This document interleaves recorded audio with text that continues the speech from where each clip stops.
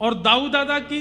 बोले ना, दाऊ दादा की ना है। ठाकुर जी कूद के गए दाऊ दादा के पास, दाऊ दादा को हाथ पकड़ के लाए, भैया चल। बोले कहाँ? घर छोड़ के जा रहे हैं, ससुराल ढूंढ के आवेंगे अपने। तो ठाकुर जी के सखा का ब्याह हो गया। ठाकुर जी बोले जी कौन सा गांव है ससुराल? श्री दाम बोले लाला जी गांव ना है तो कोई शहर है? बोले ना शहर ना है। तो कोई देश है? बोले ना देश ना है। तो लाला जब हम बड़े है जाए, हमारो ब्याह है जाए, तो जा कन्याते हमारो ब्याह होवे, वाको घर हमारो ससुराल होवे, वहां जा रहा हूं। ऐसे ठाकुर जी रोने लगे, मेरी ससुराल कहाँ है? श्री दामा तेरी ससुराल तो मिल गई, मेरी ससुराल कहाँ है? श्री दाम बोले लाला तेरी ससुराल ना है। अच्छा ऐसा भी होता, बालक उनमें सब चिढ़ाने लगे। मधुमंगल जबरदस्ती आके बोलने लगो, लाला मेरी भी ससुराल है, पता है? वो तेरी कहाँ? बोले मेरी जमुना पार है, मैं हूं जाऊंगा सज धज के। इतने में सुबल आ गए, वो लाला मेरी भी ससुराल है। वो तेरी कहाँ? बोले मेरी माँ है गिरिराज जी पर्वत के पास। इनकी है नहीं, जबरदस्ती चिढ़ा रहे हैं ठाकुर जी को। अच्छा ऐसा हो सखान में कोई एक चिढ़े तो बाकी और चिढ़ा में वाए और चिढ़े, और ठाकुर जी चिढ़ के कछु ज्यादा ही सुंदर लगते होंगे तो सखा और चिढ़ाने लगे। अब तो तन सुखा मन सुखा धन सुखा जे हुआ है। धन सुखा बोलो मैं हूं ससुराल जा रहा हूं, मन सुखा बोलो मैं हूं ससुराल जा रहा हूं, तन सुखा बोलो मैं हूं। लाला बोले तेरी ससुराल है? पतर पूछ रहा से तेरी ससुराल है? और मैं इतनो माखन खाए खाए के हट्टो कट्टो है, मेरी ससुराल ना है अभी तक। इतने में ही कोई दौड़ो दौड़ो आयो, बोले लाला जल्दी चल। बोले कहा भयो? श्री दामा ससुराल ते आएगो, बहू लेके आयो है। ठाकुर जी तुरंत दौड़े, मेरी पीतांबरी कहाँ है, मेरी कारी कमरी कहाँ है, जल्दी लाओ पहन के। मैया बोली लाला कहा करे को बहू को? बोले मैया मक्खन जैसा होतो को खावे को खाऊंगो। बाकी भैया तीसरी प्रसन्नता की बात यह है कि हर दिन कथा के तुरंत विश्राम के बाद प्यारे गिरधर लाल जी का यहां पर मनोरथ होगा, सुंदर सुंदर उत्सव होंगे। आज मैं बता देता हूं 7 दिन के उत्सव कौन कौन से हैं। आज ठाकुर जी की फल कुंज है, आज ठाकुर जी का फल मनोरथ है। ठाकुर जी फल के मध्य में बैठेंगे, और जब कुंज मनोरथ होगा ना तो उसी समय कुंज के अनुसार पद और एक लीला गाई जाएगी। आम बेचन वारी आई एक आम बेचन वारी। एक आम बेचवे वाली आई है और सिर पे अपने टोकरी लेकर के आम लेती हुई चल रही है। अरे कोई आम ले लियो, अरे कोई आम ले लियो, अरे कोई आम ले लियो, कहती भाई जब जा रही है। इतने में ही अभी 2.5 वर्ष के हैं गोपाल जी, और 2.5 वर्ष के ठाकुर जी अपने कोई खिलौना ते खेल रहे हैं। यशोदा मैया दही मथ रही है, और जैसे ही ठाकुर जी ने सुनी कोई आम ले लो, कोई आम ले लो, नन्हे से गोपाल जी तुरंत उठ करके गए और छम छम करते मैया के पास जाके बोले मैया मैं आम खाऊंगो, मैं तो आम ही खाऊंगो। मैया बोली लाला तेरे बाबा ने पूरे भंडार भर रखे हैं फलन ते, मां सेब उधरे, आम उधरे, अंगूर उधरे, सबरे फल भरे पड़े हैं, जाए के खा ले। और आम लेकर के खा करेगो? लेकिन बालकों का स्वभाव है, ठाकुर जी को स्वभाव है मैं खुद खरीद के लाऊंगो, अपने हाथन से खरीद के लाऊंगो फिर पाऊंगो, बाबा की खरीदी वही चीज ना लूंगो।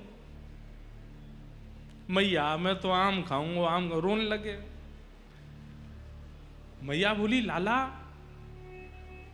जे फल ऐसे ही ना मिलो करें, कछु देनो पड़े तब मिले, तू कहा देगो? अरे मैया तू कैसी बात करे? बोले क्यों? तेरो लाला इतनो मलूक है, मैं जोर ते हंस जाऊं तो सामने वाले मांग वही भूल जाएं। मैया मैं तो जाए करके हंस जाऊंगा, 2 दतुइयां दिख जाएंगी, सोई फलवारी कछु ना मांगेगी। मैया बोली कहां से सीखे आयो? कौन ने बताई तू मलूक है? लाला ऐसे ना देगी फलवारी कछु लेके जा। सो ठाकुर जी बोले मैया मैं एक काम करूं, बोले कहा अनाज ले जाऊं संग में और अपनी अंजलि में भर के ले जाऊंगा, बाकू दे दूंगा, बात फल ले आऊंगा। सो नेक्स्ट से गोपाल जी 2.5 साल के अपने दोनों हस्त कमल को अंजलि बनाए करके और वहां में ऐसे अनाज भर लें, गेहूं भर लें, और ठाकुर जी अब जा रहे हैं फल लेवे के काज। अब हमारी तरह विवेकी थोड़ी हैं जो धीमे धीमे जाए, ठाकुर जी तो उछल कूद करते हुए जा रहे हैं, ऐसे ही लेके जा रहे हैं, यूं भी नहीं कि बाकू ऐसे दबा ले। अब जैसे ही उछल कूद करते भय तो सबरे अनाज गिरते जा रहे हैं। मैया कह रही है अरे लाला ने को नहीं जाने कछु भी, ऐसा भोरो है मेरो लाला। और ठाकुर जी दौड़ के जा रहे हैं, मुख पे चिंता है, क्यों कि फलवारी कहीं चली नहीं जाए।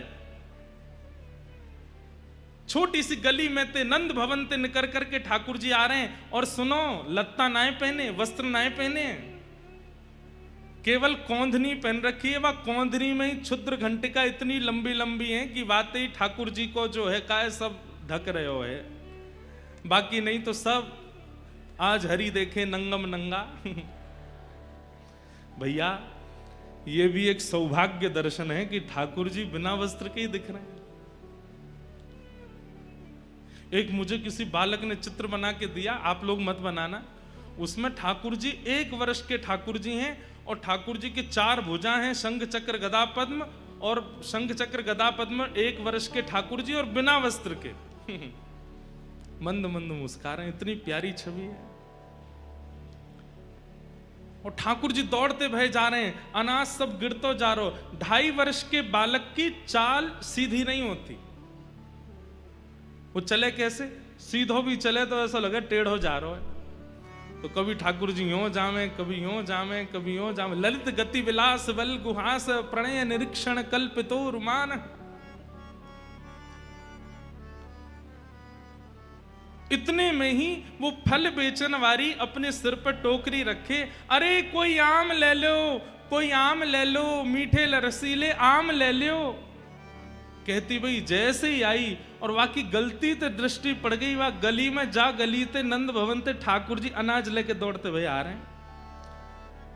और जैसे ही देखी है ठाकुर जी की सूरत, भूल गई सब सुध बुध। ठाकुर जी की रूप कांति कैसी है।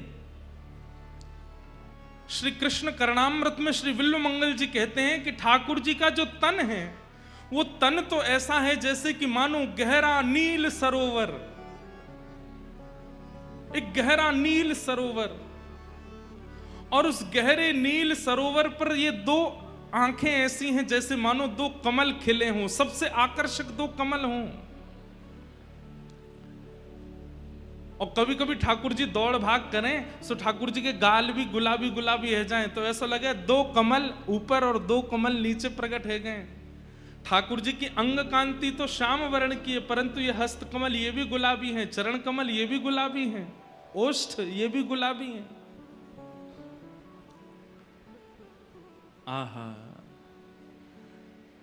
और बीच बीच में जो स्वर्ण के आभूषण मैया ने पहनाए हैं वो ऐसा लगे कि स्वर्ण की कोई नील सरोवर में कोई ने दीप दान किया हो, तो सुंदर सुंदर सुंदर सुंदर दीप वा सरोवर में मचल रहे हैं। तो ऐसे ठाकुर जी की रूप कांति पर मानो जैसे स्वर्ण के आभूषण लगते हैं। आहा। जैसे ही देखिए छवि, वर्णन करते हैं, विक्रेतु कामाखिल गोप कन्या मुरारी पादार्पित चित्त वृत्ति दध्यादिकं मोहवशाद्यवोच्यत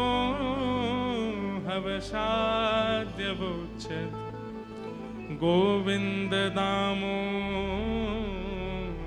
माधवेति। विक्रेतु कामा खिल गोप कन्या, एक गोप कन्या जो कि फल के विक्रय के लिए निकली है, लेकिन मुरारी पादार पितचित्त वृत्ति, मुरारी के श्री चरणार विंदों में जब उसने अपनी दृष्टि डाल करके देखा तो चित्त वृत्ति खो गई है। ठाकुर जी के सामने आकर के खड़े है गए, अरे सुनो गोपी, मधुर स्वर जैसे कान में गए उसके सिर से तो टोकरी गिरने वाली है, जैसे तैसे संभालती है। कहो लालन मोकू आम दे दो। गोपी नीचे बैठ गई और जैसे ही टोकरी बगल में रख करके बोली, अच्छा आम चाहिए? बोले हाँ। पहले कछु देनो पड़ेगा तब आम मिलेंगे। ठाकुर जी बोले हाँ मैं लेके आया हूं। और जैसी अंजलि आगे करी, सबरे अनाज गिर गए, एक अन्न को दानो पड़ो बस। ठाकुर जी कह रहे जे बच्चो है। अरे सबरे गोपी गिर गए रास्ता में, अब तुम याते जितनो मिल जाए उतनो दे दो। एक अन्न को दानो है और बाकू ठाकुर जी कह रहे हैं कि याते जितनो मिल जाएगो आम उतने दे दो। गोपी के नेत्र सजल हो गए, वो तो मुख कांति देख रही है, ठाकुर जी की मधुर बैन सुन रही है, नेत्रों में ही उसकी स्थिति है। गोपी बोली अच्छा या के बदले जितनो मिलेगा उतना दे दूं? बोले हाँ दे दो। गोपी ने कही लाओ दो। जैसे गोपी ने हाथ कियो, ठाकुर जी ने एक अन्न को दानो वा के हाथ में दियो, गोपी ने संभाल करके धर लियो।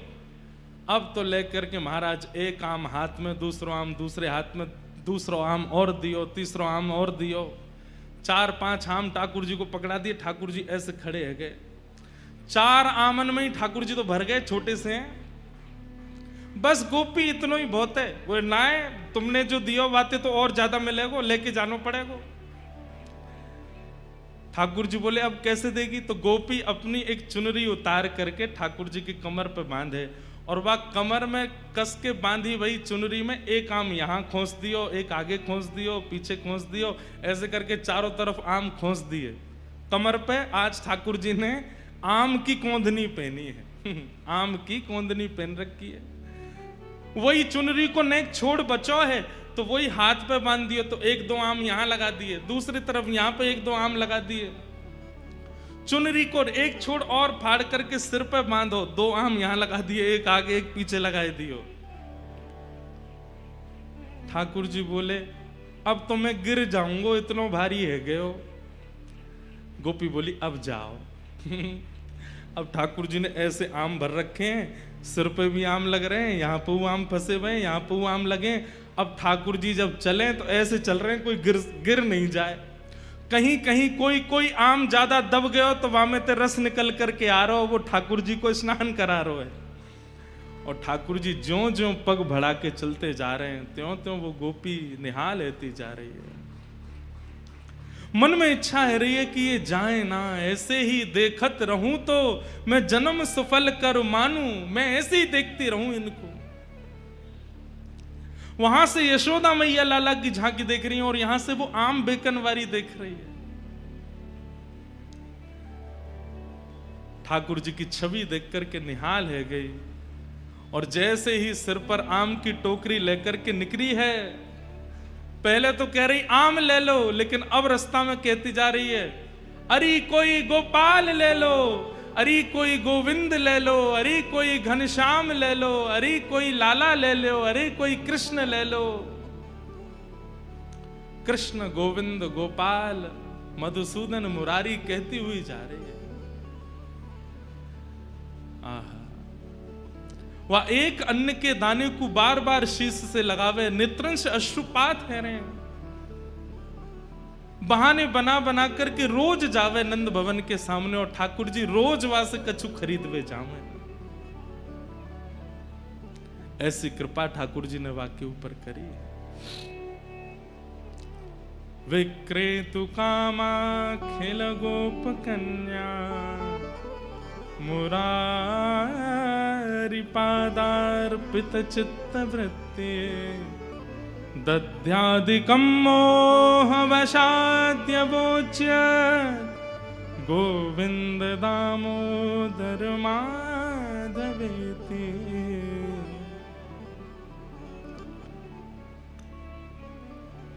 ऐसी वो आम बेचन वाली रोज आवे और ठाकुर जी रोज खरीदवे जामे वहां से। आज वही लीला यहां पर प्रकट होगी। अब ये लीला हमने बोल दी तो या को मतलब गिरधर लाल जी ने ये लीला कर ली।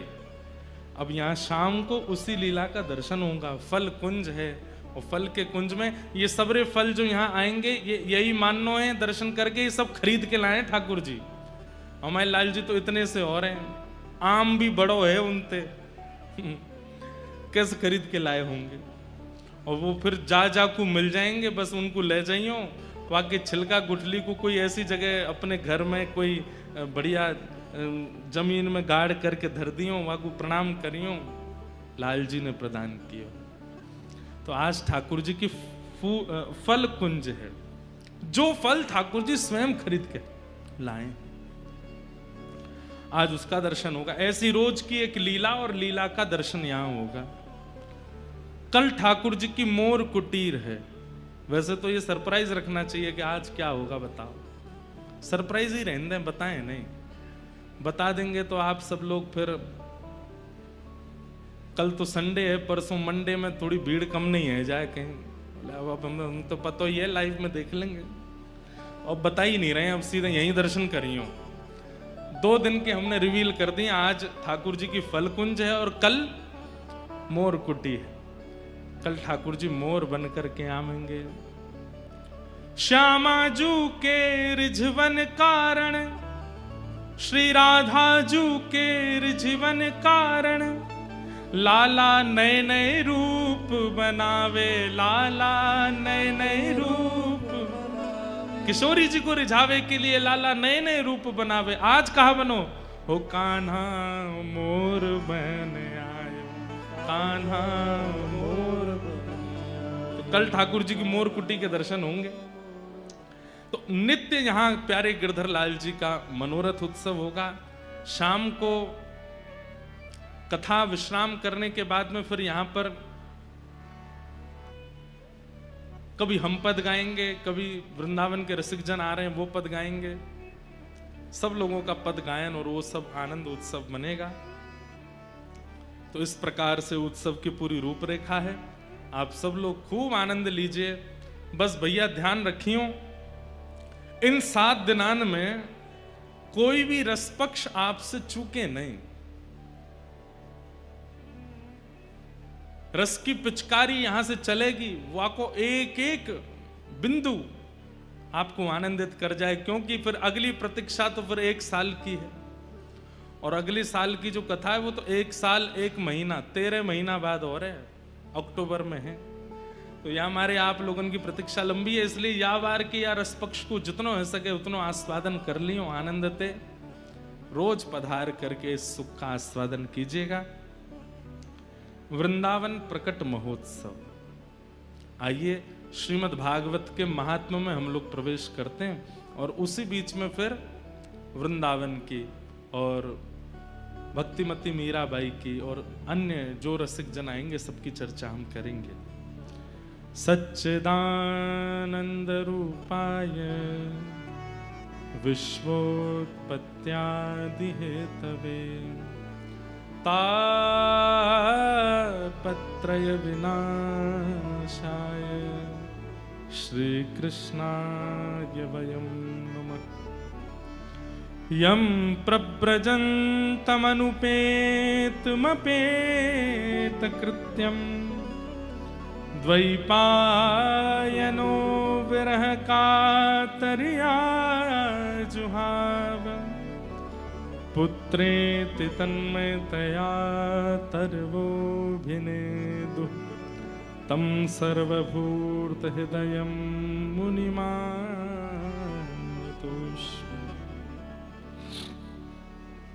भगवान के 3 रूप हैं, सत्य, चैतन्य और आनंद।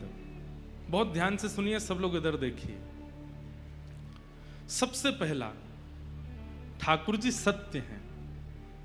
ये विचार आपके चित्त में नहीं आएगा तो राधा रमन जी चले जाओ, राधा वल्लभ जी चले जाओ, बांके बिहारी चले जाओ, चाहे कहीं भी आप दर्शन करने चले जाओ, आपको कोई और अनुभूति नहीं होगी। केवल और केवल ठाकुर जी अचल रूप में दिखाई देंगे। ये इस बात का प्रमाण है कि ठाकुर जी हमको अचल दिखते हैं, इसका मतलब हम अभी सत्य रूप का दर्शन नहीं करते। सत्य स्वरूप यदि हमारे चित्त में होगा तो ठाकुर जी अचल नहीं दिख सकते, उनमें कोई ना कोई आपको सचलता का अनुभव होगा। आज ठाकुर जी की ये बांह थोड़ी सी उठी हुई है, आज ठाकुर जी के गाल कछु ज्यादा गोल मटोल लग रहे हैं, आज ठाकुर जी के मुखमंडल पर नेक ज्यादा ही प्रसन्नता दिख रही है। राधा रमण जी की तो दतुइयां दिखने लगती हैं, वो तो सार्वजनिक रूप से सबको दिखती हैं, फोटोज में भी दिख जाती हैं। राधा रमण जी की एक कृपा है, वो ऐसा अनुभव कर, ऐसा आपको कहते हैं कि तुम्हारे चित्त में भले ही मेरे प्रति सत्य भाव ना हो, मैं तो फिर दांत दिखाऊंगा अपने। पर ये दंतावली का दर्शन केवल राधा रमण जी का नहीं होता, सबका होता है। पर बाकियों में अनुभव करने के लिए आपके चित्त में सत्य का होना आवश्यक है कि ये वास्तविक सत्य है। महाप्रभु जगन्नाथ जी, अभी हम जगन्नाथपुरी कथा करके आए हैं, आपको पता है वो विरह के ठाकुर जी हैं। महाप्रभु जगन्नाथ जी श्री प्रिया जी के विरह में ऐसे हो गए हैं, व्रजवासियों के विरह में ऐसे हो गए हैं। लेकिन आप जगन्नाथ जी का दर्शन करो तो उनके अधर पर आपको प्रसन्नता का अनुभव होगा, वो प्रसन्न दिखाई देते हैं, ऐसा लगता है मुस्कुरा रहे हैं क्या, प्रसन्नता का अनुभव होता है। नेत्रों को अगर देखेंगे तो अनुभव होगा कि कोई रोने वाला होता है तो उसके नेत्र ऐसे हो जाते हैं, बड़े बड़े नेत्र हो जाते हैं, नेत्रों के आसपास थोड़ी लालिमा जैसी हो जाती है। लेकिन मुखमंडल का दर्शन करती है ऐसा लगता है जैसे मानो प्रसन्न हो रहे हो।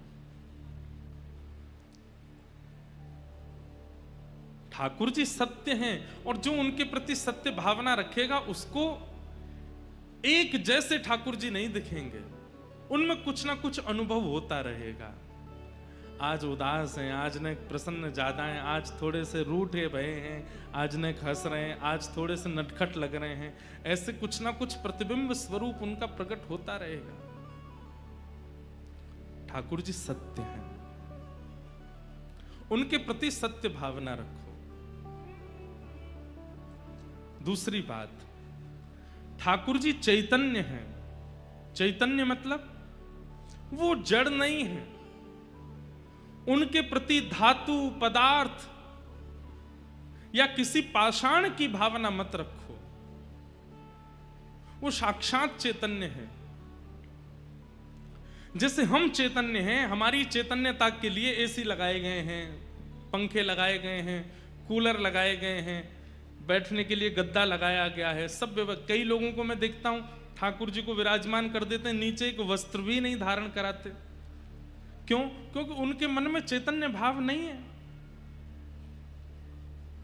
ठाकुर जी को कहीं भी कैसे भी वस्त्र पहना देते हैं, उनमें जड़ाउदार कुछ लगा होता है।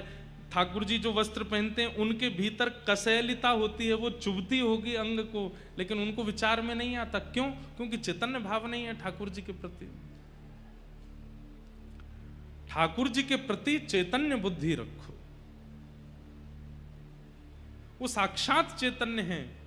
वो कहाँ विराजमान होने चाहिए, कैसे उठा के लेके चलने हैं, कहाँ। हमारे यहाँ कहते हैं कि ठाकुर जी का जब श्रृंगार भी करें तो ठाकुर जी को उठा करके गोद में धारण करो, एक वस्त्र पहना करके उस पर, और फिर उसमें ज्यादातर अंगूठे का प्रयोग मत करो, क्योंकि अंगूठे से बल लगता है, ठाकुर जी को श्रम होता है।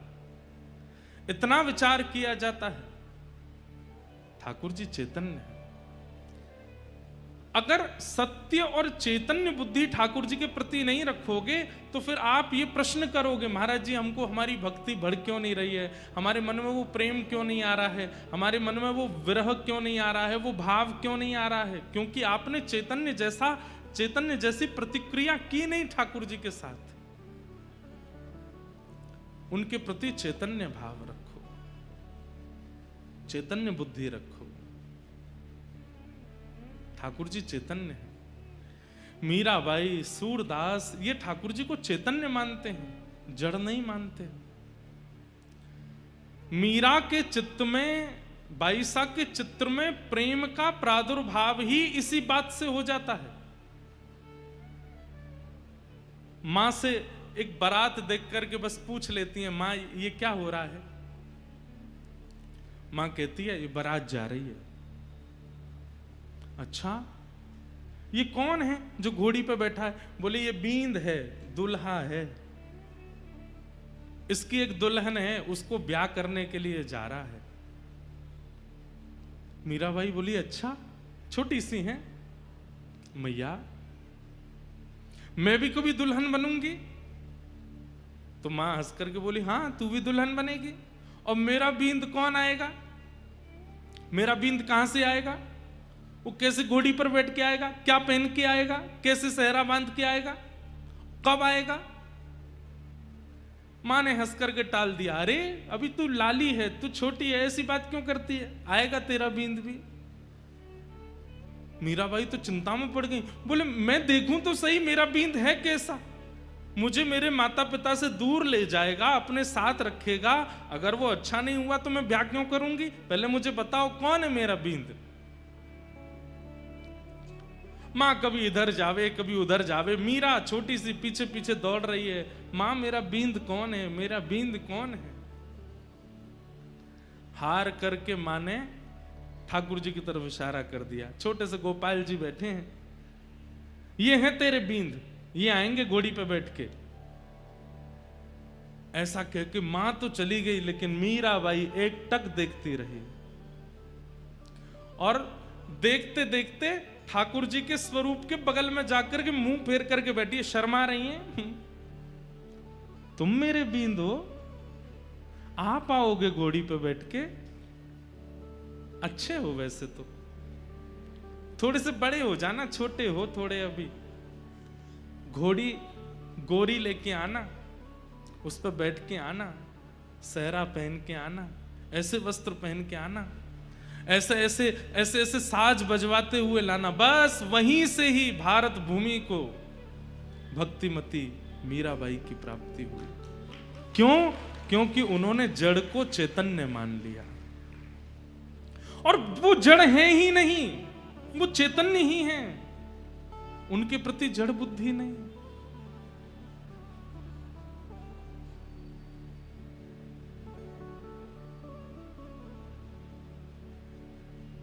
मीरा जो अपने पूर्व जन्म में एक माधवी नाम की गोपी, एक बात तो आपको माननी पड़ेगी, आपका वृंदावन से प्रति प्रेम, आपका किशोरी जी के प्रति प्रेम, आपका राधा रमण जी, राधा वल्लभ जी, बिहारी जी के प्रति प्रेम, ये इस जन्म में अगर हुआ है तो ये इस जन्म का नहीं है, ये पूर्व का है। ये पूर्व से ही आपका संबंध है, पूर्व से ही वो आपको प्रिय हैं, पूर्व में कुछ तो आपने ऐसा किया है जिसके कारण ठाकुर जी आपको इतने प्रिय हैं। एक जन्म का संबंध नहीं हो सकता। हाँ, एक जन्म पहला जिसका संबंध होगा ठाकुर जी से, उसकी भावना कैसी होगी सुनो। उसको वृंदावन आकर्षण तो करता होगा, पर किसके लिए आकर्षण करता होगा? बस वृंदावन जाकर के खाना अच्छा लगता है, वहां जीव के स्वाद मिल जाते हैं, वृंदावन जाकर के रहना अच्छा लगता है, वहां पे भीड़ भाड़ रहती है, कूद कूद करके सब लोग कीर्तन करते हैं, ये अच्छा लगता है।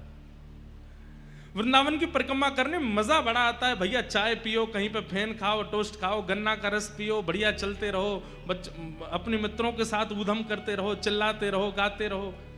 इन सब चीजों का जो आकर्षण वृंदावन के प्रति है, इसका मतलब ये पहला आकर्षण है आपको। लेकिन वृंदावन जाते हैं और वृंदावन में प्रवेश होते ही आंसू से आने लगते हैं। श्री राधा रमण जी को देख करके बस मन करता है कि हटे ना इनके, और मन में प्रश्न भी उठता है, क्यों इतना प्रिय लग रहा है, ये अश्रुबिंद क्यों आते हैं, क्यों राधा रमण जी के सामने से हटने की इच्छा नहीं होती, क्यों इनकी रूप माधुरी इतनी प्रिय लगती है। ब्रजवासियों के भोलेपन, ब्रजवासियों की क्रिया, वृंदावन के बंदरों की प्रतिक्रिया देख करके मन बड़ा प्रसन्न होता है, ऐसा लगता है कि मेरी आत्मा यहीं की है।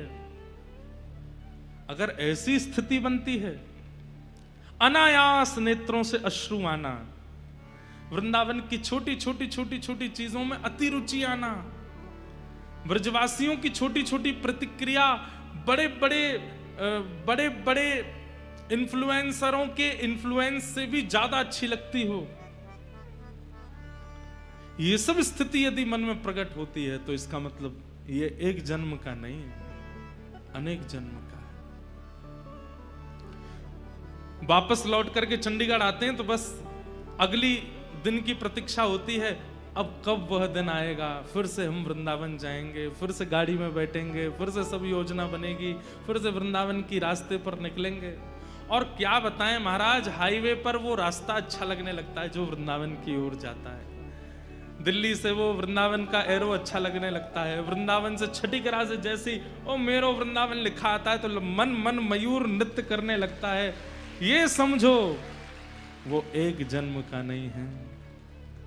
आहा, मीराबाई कहती है, पल पल पिय को रूप निहारूं, निरख निरख सुख पाती। पल पल पिए को रूप निहारूं, निरख निरख सुख पाती। ऊंचे चढ़ चढ़ पंथ निहारूं, ऊंचे चढ़ चढ़। मीराबाई रोज उस दिशा में देखती हैं जिस दिशा में वृंदावन है। एक बात और सुनिएगा, वृंदावन जिसको परिपूर्ण प्राप्त हुआ ना, वृंदावन ने उसको विरह भी बहुत दिया है।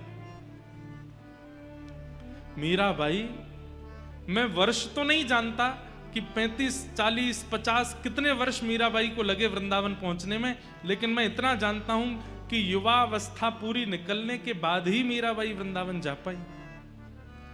उससे पहले तो मीराबाई केवल दिशा का दर्शन करती हैं, और दिशा में जाने वाले पक्षी, दिशा में दिखने वाले वृक्ष, दिशा में दिखने वाले, दिशा की ओर जाने वाले बादल, सबको प्रणाम करती हैं मीराबाई। क्यों? क्योंकि तुम उस दिशा में जा रहे हो जिस दिशा में मेरा वृंदावन है। ऊंचे चढ़ चढ़ पंथ निहारूं, ऊंचे चढ़ चढ़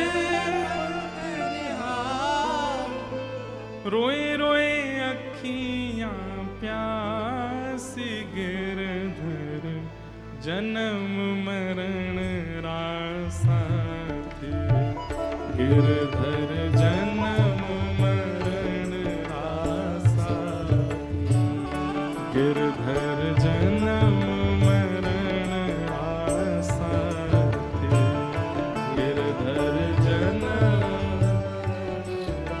मेरे हृदय के बहुत समीप है ये पद, इतना प्रिय लगता है मीराबाई का ये भाव। और अब तो सुनो, आज तो पिटारा खुल रहा है। इन 7 दिनों में मीराबाई के ऐसे ऐसे पद आएंगे जो शायद पहली बार ही गाए जाएंगे, इसलिए खूब भाव से सुनिएगा। मीराबाई सा का आमंत्रण करो, उन्हें निवेदन करो कि ये व्रज भूमि तैयार है, आप आइए, आकर के व्यास मंच से अपने भाव प्रकट कराओ, भाव से गाओ। गिरधर जन्म मरण रासा थी, गिरधर जन्म मरण रासा थी। ओ याए नाई बिसरू में दिन राती, याए नाई बिसरू में दिन राती, ओ याए नाई बिसरू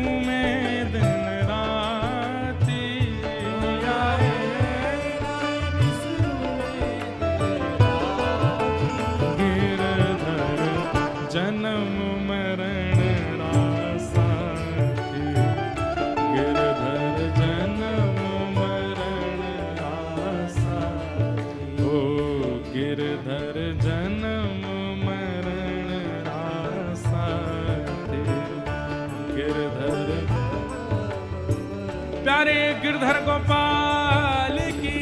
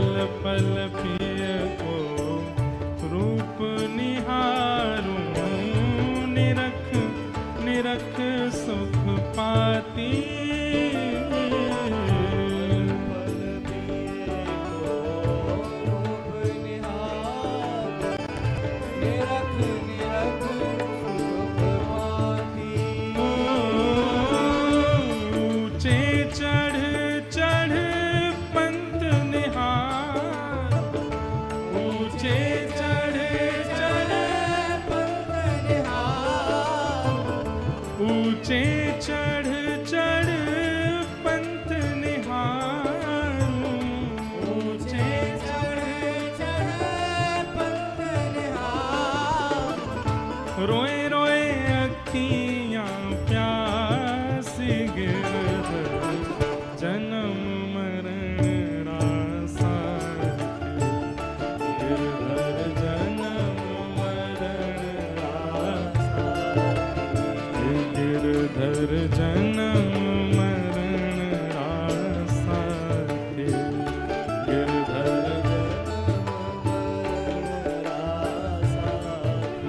ओ याए नाई बिस्तरू में दिन राती, ओ याए नाए बिसरू में दिन राती, ओ याए नाई बिस्तरू में दिन राती, ओ याए नाए बिसरू में दिन राती, गिरधर जन्म मरण रासा गिरधर ओ गिरधर जन्म मरण रासा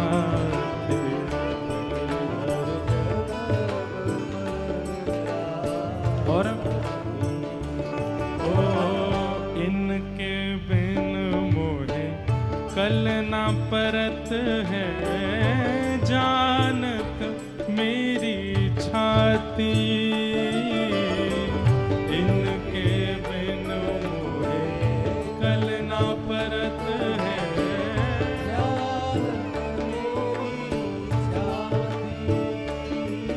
मीराबाई कह रही है कि मैं रह ही नहीं सकती इनके बिना।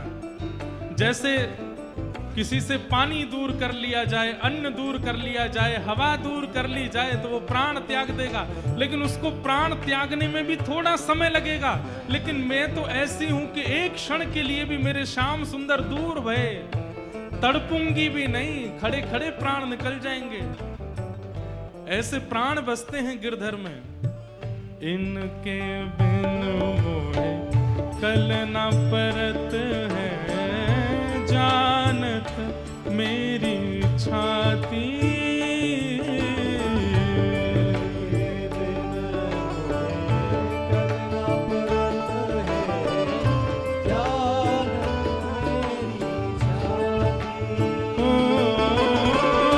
तोय कर जोड़ा अर्ज करूं छू, तोय कर जोड़ा अर्ज करूं छू, तोय कर जोड़ा अर्ज करूं छू, तोय कर जोड़ा अर्ज करूं छू, सुन ली जो मारी बात गिरधर जन्म मरण रासा, गिरधर जन्म मरण रासा, ओ गिरधर जन्म मरण रासा, गिरधर प्यारे गिरधर गोपाल की।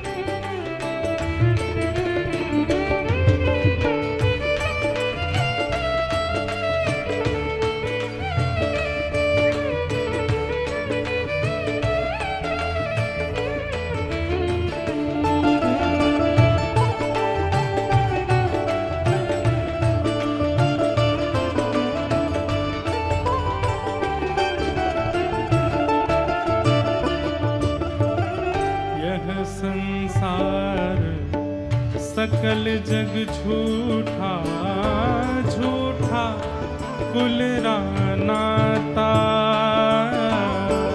यह संसार सकल जग झूठा, झूठा कुल राता,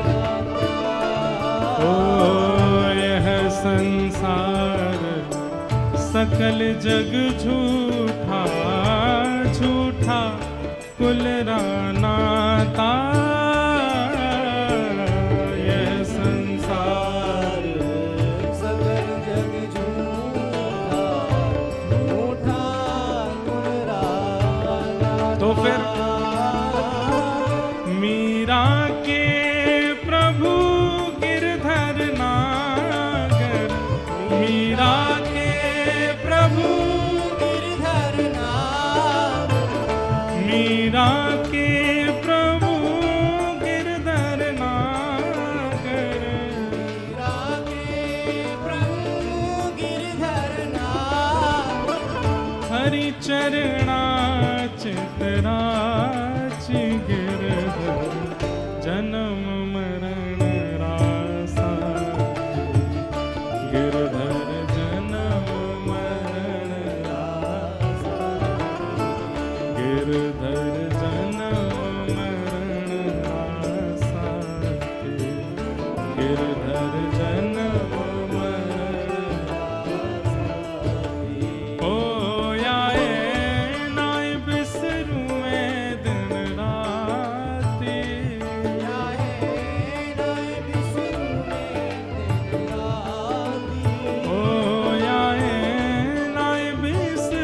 मैं दिन राती,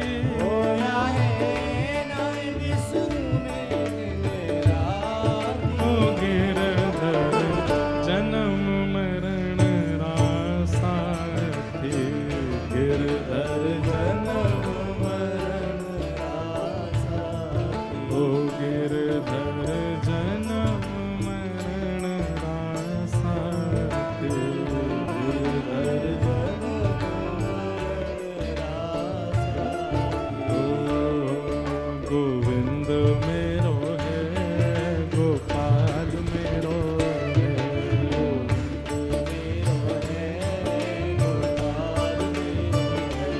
राधा रमण बिहारी नंदलाल मेरो है, राधा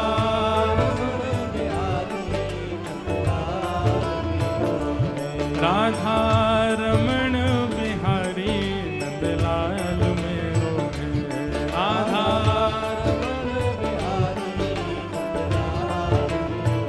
ओ राधा वल्लभ बिहारी नंदलाल मेरो है, राधा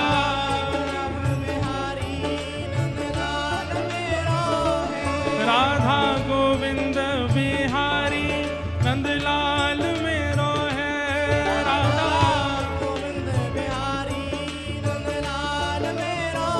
हे गोपीनाथ बिहारी नंदलाल मेरो है,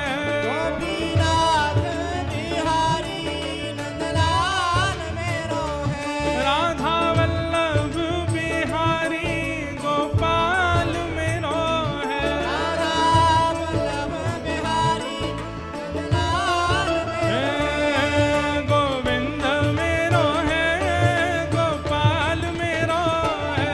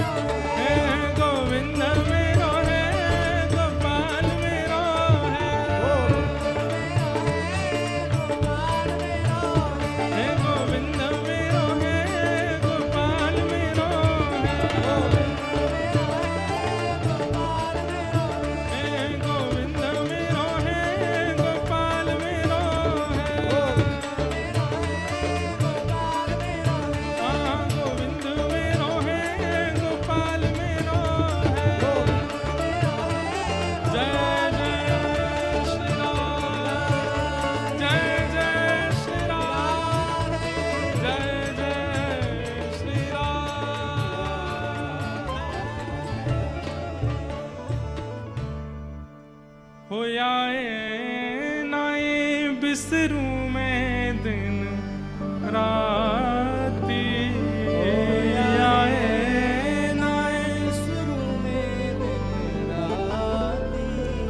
गिरधर जन्म मरण रासाती गिरधर जन्म मरण रासाती। ऐसी मीरा के ठाकुर जी कब बने? जब उन्होंने मां के द्वारा कहे गए गोपाल जी को बाल्यकाल में अपना बींद मान लिया। एक बार भी मन में ये प्रयास, मन में ये भाव नहीं आया कि ये ऐसे जड़ ही हैं, ये चैतन्य है। ये बात निश्चित है कि चैतन्य बुद्धि से ही ठाकुर जी की सेवा में लगा जा सकता है। माधवी नाम की गोपी हैं मीरा, अपने पूर्व जन्म में भगवान के एक सखा के साथ इनका विवाह हुआ। अधिकतर ज्यादा प्रसिद्धि इस बात की है कि श्री दामा के साथ में मीराबाई का ब्याह हुआ। ध्यान से सुनना, पूर्व जन्म में जब ये माधवी नाम की गोपी, ठाकुर जी भी छोटे से हैं और उस समय में बहुत लंबी आयु के बाद ब्याह नहीं होता था, छोटी अवस्था में ही ब्याह हो जाता था। पर भगवान के जितने भी सखाएं सब ठाकुर जी से बड़े हैं, सब ठाकुर जी से बड़े। एक आध कोई छोटे हैं, बाकी सब ठाकुर जी से बड़े। तो ठाकुर जी के सखा का ब्याह हो गया। ठाकुर जी को पता नहीं चली, बहुत ध्यान से सुनो सब लोग, इधर देखो। ठाकुर जी को पता नहीं चली कि कब कब में ब्याह हो गया। लेकिन एक दिन श्री दामा अपनी पीहर गई हुई बहू को ले जाने के लिए तैयार हुआ और जैसे ही सब सखाओं को बोलने आया कि मैं जा रहा हूं, तो ठाकुर जी बोले, अरे श्री दामा, वैसे तो तू रोज पुराने से लत्तान ने पहन के आ जाए, आज बड़े चमकदार लत्ता पहन के आए हो, कहां को जा रहे हो भैया? तो श्री दामा बोलो, लाला मैं तो अपनी ससुराल जा रहा हूं। ठाकुर जी बोले, जे कौन सा गांव है ससुराल? श्री दामा बोले, लाला जे गांव ना है तो कोई शहर है? बोले ना शहर ना है। तो कोई देश है? बोले ना देश ना है। तो लाला जब हम बड़े है जाए, हमारो ब्याह है जाए, तो जा कन्याते हमारो ब्याह होवे, वाको घर हमारो ससुराल होवे, वहां जा रहा हूं। जैसे वहां माधवी रोई थी कि मेरे बींद कौन, ऐसे ठाकुर जी रोने लगे, मेरी ससुराल कहां है? श्री दामा तेरी ससुराल तो मिल गई, मेरी ससुराल कहां है? श्री दामा बोले, लाला तेरी ससुराल ना है। अच्छा ऐसा भी होता, बालक उनमें सब चिढ़ाने लगे। मधुमंगल जबरदस्ती आके बोलने लगो, लाला मेरी भी ससुराल है, पता है? वो तेरी कहां? बोले मेरी जमुना पार है, मैं हूं जाऊंगा सज धज के। इतने में सुबल आ गए, वो लाला मेरी भी ससुराल है। वो तेरी कहां? बोले मेरी मां है गिरिराज जी पर्वत के पास। इनकी है नहीं, जबरदस्ती चिढ़ा रहे हैं ठाकुर जी को। अच्छा ऐसा हो, सखान में कोई एक चिढ़े तो बाकी और चिढ़ा में वाए और चिढ़े, और ठाकुर जी चिढ़ के कछु ज्यादा ही सुंदर लगते होंगे तो सखा और चिढ़ाने लगे। अब तो तन सुखा मन सुखा धन सुखा जे हुआ है। धन सुखा बोलो मैं हूं ससुराल जा रहा हूं, मन सुखा बोलो मैं हूं ससुराल जा रहा हूं, तन सुखा बोलो मैं हूं। लाला बोले तेरी ससुराल है, पतर पूछ रहा से तेरी ससुराल है, और मैं इतनो माखन खाए खाए के हट्टो कट्टो है, मेरी ससुराल ना है अभी तक। ठाकुर जी को यह बात को आश्चर्य ज्यादा है कि तन सुखा की भी ससुराल है और मेरी ससुराल ना है। आज ठाकुर जी घर आए, दूर आकर के बैठ गए मुंह फुलाए के। नहीं तो रोज लौट के आमे मैया के कभी कंधा पे चढ़ जाएं, कभी गोद में बैठ जाएं, कभी लेट जाएं, कभी कछु खींचें, कभी कछु करें। आज चुपचाप बैठे। मैया ने पीछे मुड़ के देखी, बोले हैं लाला तू कब ते आए के बैठो है? सो ठाकुर जी मोह इधर करके बैठ गए। अरे जाके आवे थे पूरे नंद भवन में भूचाल आ जाए, बाकी आवे थे आज कोई को पता ही नहीं चली है। अरे लाला ऐसो माटी को मथोना बने, काय को बैठो, काय को। मैं बात ना कर रहा हूं मैया। मैया गोद में ले रही है, कभी हाथ पकड़ रही है, ठाकुर जी छूट छूट के भाग रहे हैं। मैया बोली कहा बात है लाला।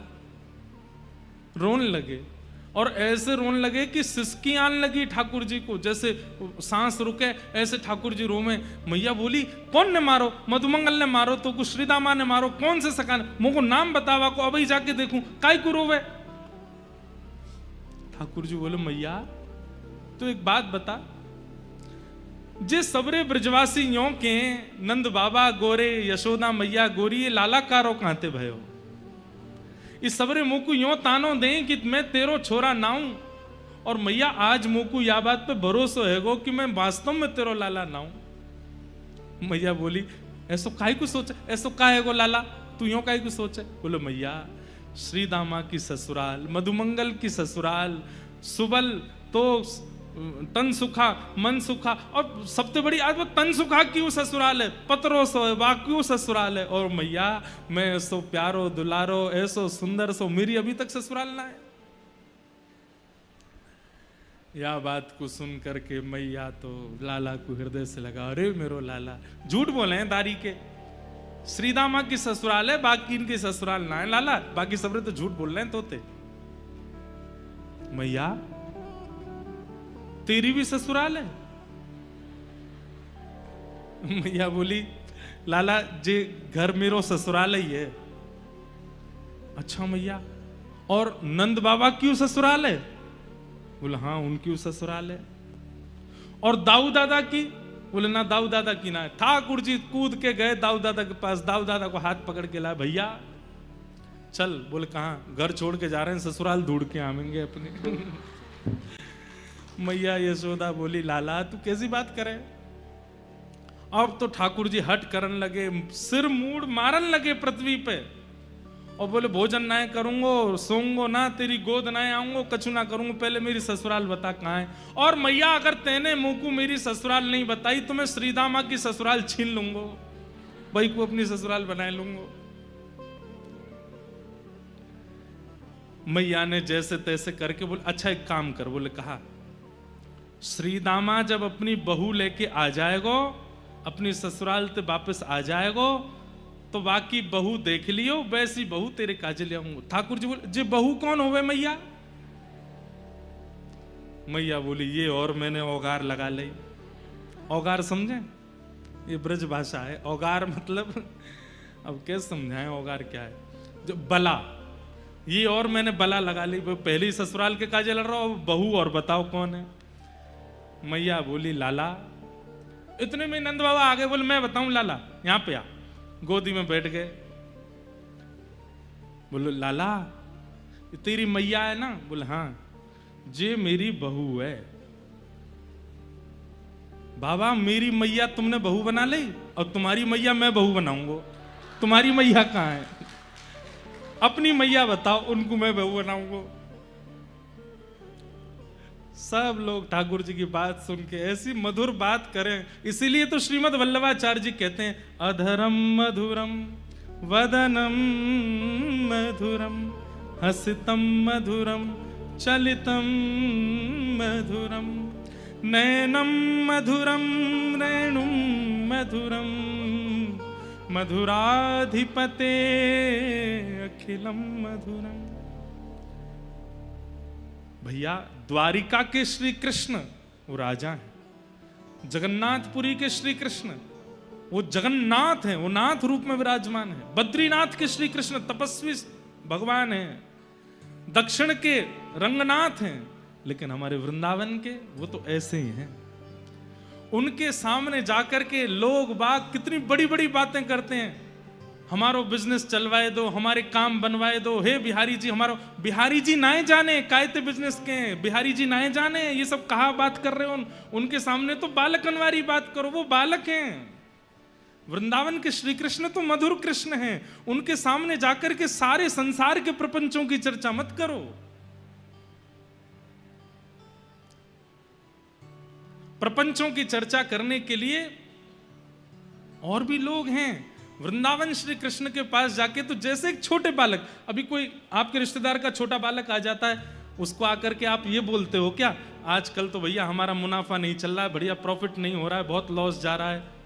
सेकंड क्लास का बालक बोलेगा ये क्या होता है, ये आप क्या कह रहे हैं? बेटा आजकल शेयर मार्केट बहुत गिर गई है, सोने का दाम इतना हो गया है, चांदी का इतना बढ़ गया है। मम्मी के पास, मम्मी चलो यहाँ से, ये तो अंकल कैसी बात करते।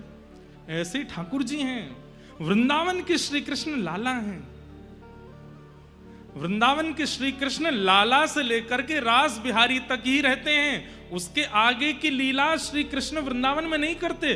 तो इसी मध्य में ही हमको लीला में प्रवेश करके वृंदावन जाना चाहिए। हम इन्हीं लीलाओं का चिंतन करते हुए जाएं। घर कैसे बनता है, व्यापार कैसे चलता है, परिवार व्यवस्थित कैसे होता है, ये वृंदावन श्री कृष्ण को नहीं पता। अब बात वो है भैया, जानते तो वो सब हैं, लेकिन हमें नहीं बोलना है, वो लाला है।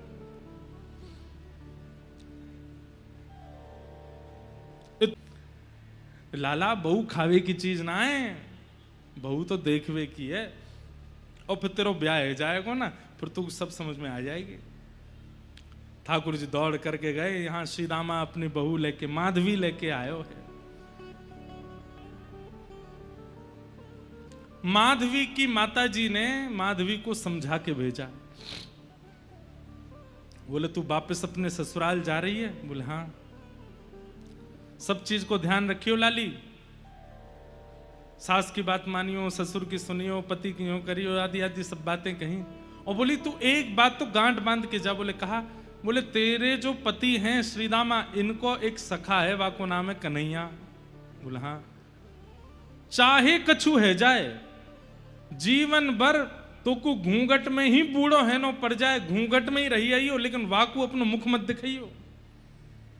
क्यों मैया? अरे मैंने ऐसी सुनी है कि वृंदावन में वो कन्हैया नेक्सो वो जाको मुख देख ले या जाको अपनो मुख दिखाई दे, वाको पातिव्रत धर्म आदि सब नष्ट हो जाए, वो वही को है कि रह जाए। माधवी ने तो तभी घूंघट कर लियो, और घूंघट करके गांठ बांध दी। बोले मैया मैं सौगंध खा के कह रही हूं, मुख नहीं दिखाऊंगी। बंधुओं एक बात बोलें, माताओं का बहुत बड़ा रोल होता है अपनी बेटी के ससुराल को सुरक्षित करने का। बेटी के मतलब बेटी की मां का, उसकी कैसी शिक्षाएं बेटी लेती है और अपने ससुराल में जाकर के कैसा व्यवहार करती है, इस पर मां को बहुत ध्यान देना चाहिए। आप कहेंगे महाराज जी ये बेटान ने क्यों नहीं समझाओ, बेटी ने क्यों समझाते रहते हो मंच से? भाई देखो, समझाया उनको जाता है जिनके ऊपर जिम्मेवारी होती है। जो खाली बैठे रहते हैं उनको क्या थोड़ी समझाया जाता है? जिन पर कोई काम धंधा ही नहीं है, वो बस बैठने आए हैं, ऊधम करने आए हैं, ऐशो आराम करने आए हैं, उनको क्या समझाना? पर जिनको संभालना है, जो व्यवस्था प्रमुख है, उनको समझाया जाता है। माताओं के ऊपर बहुत बड़ा दायित्व है, इसलिए उनको समझाते हैं, समझाया। लेकिन ऐसी शिक्षा नहीं देनी चाहिए जैसी माधवी की मां ने दी है। उनसे मत बोलना, उनके प्रति ऐसा व्यवहार रखना, वो कुछ भी कहें तुम ये करना, ऐसा ये सब नहीं है। अनाचार अत्याचार किसी को सहना नहीं चाहिए। अगर ससुराल में अनाचार अत्याचार होता है तो उसके प्रति आपको कदम उठाना चाहिए। लेकिन कई बार ससुराल पक्ष के लोगों का व्यवहार अलग अलग होता है। नया घर है ना आपके लिए, तो उस व्यवहार को समझना चाहिए कि भाई सब लोग हमारे अनुकूल नहीं हो सकते, हम थोड़ा समझें इनका व्यवहार, इनकी विचार, और उसके अनुकूल से हम फिर प्रतिक्रिया दें। हाँ, वो विचार अत्याचार में अगर परिवर्तित हो जाए तो फिर कदम उठाना भी चाहिए। लेकिन केवल आपके विपरीत स्वभाव वाला है और आप उसी से ही उखड़े उखड़े रहोगे तो फिर कैसे गृहस्थ आश्रम चले? सबका स्वभाव अलग होता है, थोड़ा समझना चाहिए। माधवी को समझाया कि तू कन्हैया को मुख मत दिखाना। माधवी ने गांठ बांध ली, बोले कि कोई बात नहीं मैया, अब तुम यही देखना। निकल पड़ी अपने ससुराल की ओर। यहां बीच रास्ते में ठाकुर जी आ गए और ठाकुर जी ने आके कही, अरे सीदामा आए गए हो? बोले हाँ। कैसी लगी ससुराल? बोले लाला जब मिलेगी तो पता चलेगी कितना सुख मिले ससुराल जावे में। ससुराल जाने में इतना अच्छा क्यों लगता है लोगों को? अभी तो ब्याह के बाद ही पता चलेगी, लेकिन फिर भी मन में भाव आता है कि सबको ससुराल, भले ही 4-5 दिन नहीं नहाता होगा, लेकिन जिस दिन ससुराल जाना होगा उस दिन जरूर स्नान करता है, नए वाले कपड़े पहनता है, बढ़िया सुंदर जो है दाढ़ी वाड़ी बना लेता है कि ससुराल जाना है। क्यों? घर में क्यों नहीं रहते ऐसे? क्योंकि ससुराल में मान मिलता है और मान व्यक्ति को प्रिय होता है। बहुत बड़ी बात है। मान जहां भी मिलेगा व्यक्ति को वो अच्छा ही लगेगा, और जहां मान नहीं मिलता हो वहां जाने की किसी के घर में कोई मान नहीं करता, सम्मान नहीं करता, इसलिए घर में मन नहीं लगता लोगों का। लेकिन वही मान, सम्मान, प्रेम घर में होने लग जाए तो घर से कौन जाए?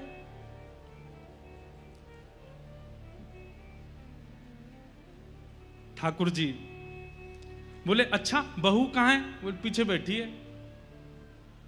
सीदामा ने इशारा कियो, बोले अरे माधवी मेरो सखा है कन्हैया, या को मुख दिखाए दे। जैसी सुनी कन्हैया आ रहे हैं महाराज, घूंघट लेकर के ऐसे पकड़ करके माधवी बैठ गई। बोले ये तो वही है जिसके लिए मैया ने मना किया, हाथ पांव कांपने लगे। जिनका मुख देख करके सारी पीड़ाएं दूर हो जाती हैं, सारे कंटक दूर हो जाते हैं, वो सामने खड़े हैं और माधवी अपना मुंह बंद करके, घूंघट करके, आंख बंद करके खड़ी है। नंद जी को छैया, बलभद्र जी को भैया लाल, या को मुख देखे ते कटत यम फंद। जिसका मुख देखने से यमराज के फंदे कट जाते हैं, उसके मुख को देख करके माधवी मुख दिख रही है अपना। कहने की बात, ऐसी शिक्षा किसी को मत दो कि कोई व्यक्ति ठाकुर जी से मुंह मोड़ ले, ठाकुर जी से मुख छुपा ले। ठाकुर जी तो अंदर ही बैठ गए पालकी में और कह रहे हैं, भाभी जी ने मुख दिखाई दो अपनो। मैया ने कही है आपको मुख देख करके जाऊंगा और फिर जैसा बताऊंगा वैसी बहू मेरी आवेगी, नेक दिखाई दो। माधवी तो ऐसे बैठ जाए, कभी ऐसे बैठ जाए, ठाकुर जी ने पास जाए तो दूर रह जाए, मुख नहीं दिखावे। ठाकुर जी ने चरण तक पकड़ लिए, बोले अरे भाभी जी ने मुख दिखाई दो, मैं तुम्हारे पाम पर रहा हूं, नेक दिखाई तो दो। लेकिन माधवी ने मुख नहीं दिखाया। नन्हे से गोपाल जी को क्रोध आ गया। बोले बड़ो गुमान करके बैठी है अपने मोहड़े को, तेने मुंह को मुख नहीं दिखायो ना, आज इतनी याचना करने पर भी मुख नहीं दिखायो। मैं तो को वचन दे के जा रहा हूं, एक नहीं 2-2 जन्मन तक याचना करेगी तब भी मेरो मुख नहीं दिखेगा तो को, और युगन तक प्रतीक्षा करेगी तब भी मेरो मुख दिखेगा नहीं तो को। बड़े बड़े कष्ट सहने पड़ेंगे, बड़ो श्रम करना पड़ेगा, तब जाकर के मेरो मुख दिखेगा तो को। माधवी बोल पड़ी, मैं क्यों तड़पूंगी तुम्हारे मुख देखवे को? मोह तड़पे की आवश्यकता नहीं है, चले जाओ, कभी मुख मत दिखाइयो अपनो। ठाकुर जी बोले ये तो समय बताएगा, और ऐसो कहकर के ठाकुर जी चले गए। माधवी को तो लगी आज जैसे जान बची हो, लेकिन कौन जानता था कि वो किस भाव से वंचित हो रही है। लौट करके माधवी जब अपने ससुराल पहुंची, रहने लगी वहां पर। अब तो स्थिति ऐसी है कि गोपियों के साथ यमुना जल भरने जाती है तो गोपियां कृष्ण की बात करती हैं, लौट करके घर आती है तो सास ननद कृष्ण की बात करते हैं, रात्रि में कहीं घूमने जाती है, बैठती है सखियों के बीच में तो वहां भी कृष्ण की बात करते हैं। अरे तेने देखी नंद को लाला आज कहां पहन के डोल लो, अरे तेने देखी नंद के कन्हैया ने वावारी गोपी के यहां आज ऐसे ऐसे लीला करी। माधवी कहती है तुम पे और कोई बात नहीं है, तुम्हारे अपने पति हैं, तुम्हारे अपने बाल बच्चे हैं, वो नंद जी के लाला पर पुरुष की ओर ऐसी कुदृष्टि क्यों रखती हो? सब गोपी घेर करके कहती हैं, हेरी माधवी तेने अभी तक देखो ना है, दिखे नंद को लाला? दूसरी गोपी बोली हम बे, जैसे वो सामने थे आमे जे घूंघट कर ले लंबो, और देखे ही ना उनकी ओर। माधवी बोली देखा नहीं है और देखूंगी भी नहीं, और ना मुझे आवश्यकता है। आहा। सब गोपी कहने लगी अरे माधवी, कैसा लगे कन्हैया को देख के पता है?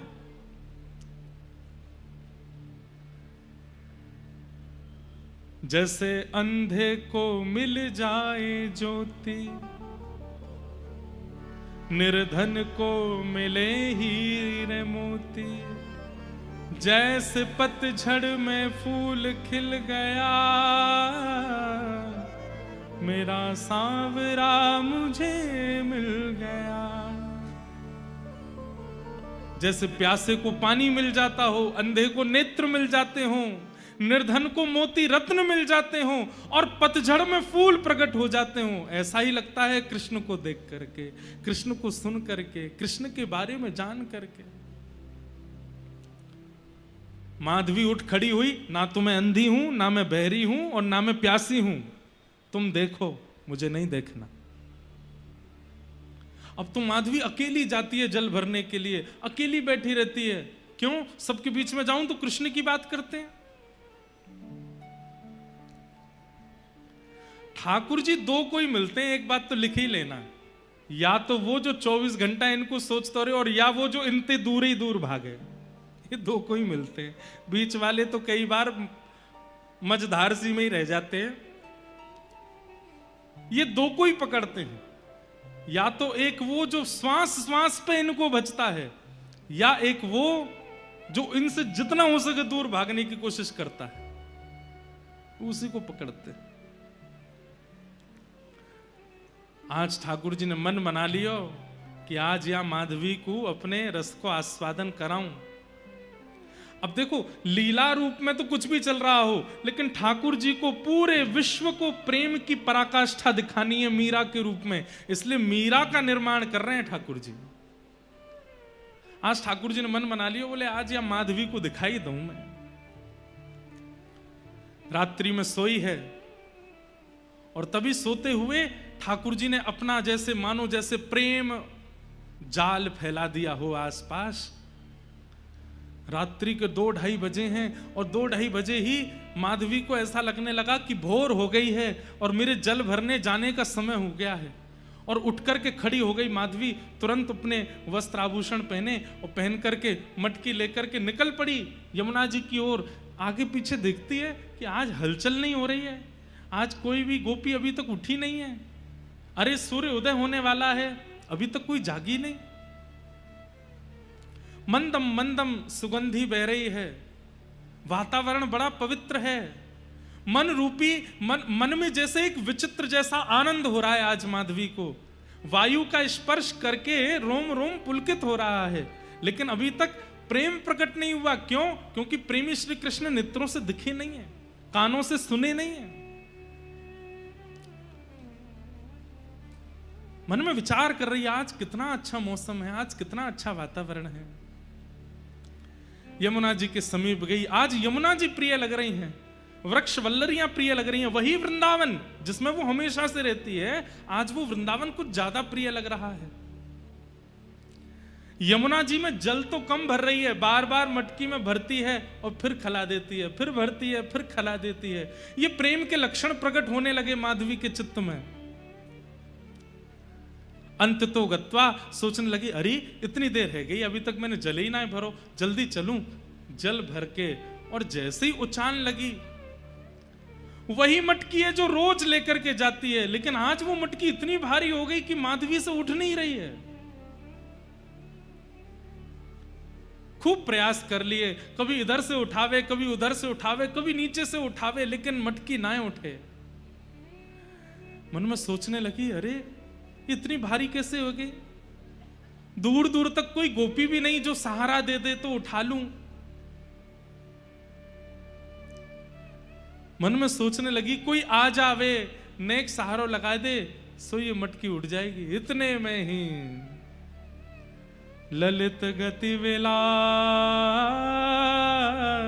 वल गुहास प्रणय निरीक्षण